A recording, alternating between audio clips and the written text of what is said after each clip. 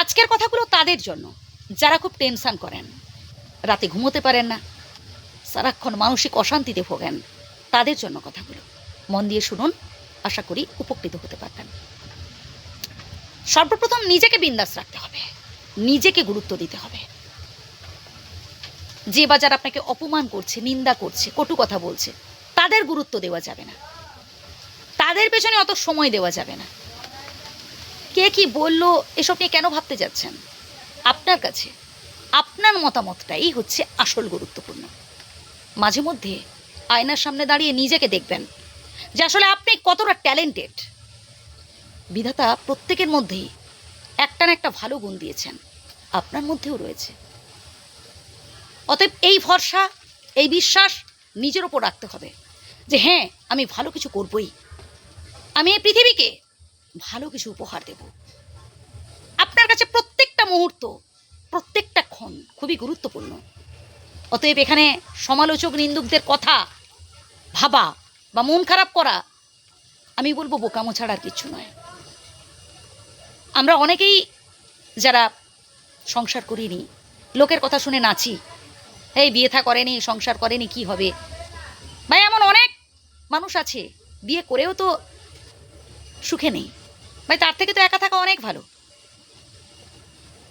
ভাই। বিবাহ করেও যদি পাশের জনটার থেকে, প্রিয় মানুষটার থেকে দিনের পর দিন অত্যাচারিত হতে হয়, চোখের জল ফেলতে হয়, কাঁদতে হয়, অপমানিত হতে হয়, তার থেকে তো একা থাকা অনেক ভালো, কি বলেন?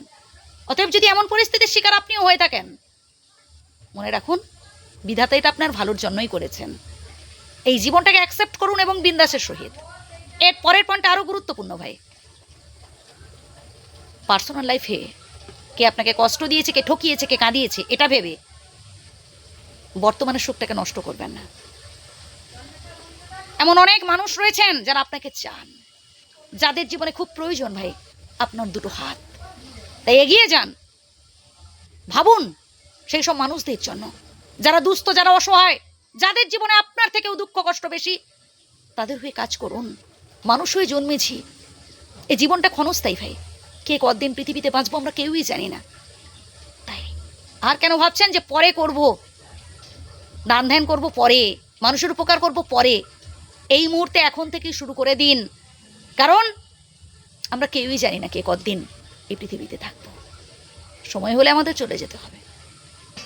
হ্যাঁ, হয়তো আপনি কোনো কোনো কাজে ব্যর্থ হয়েছেন, এতে হতাশ হওয়ার কি আছে, টেনশন করার কি আছে?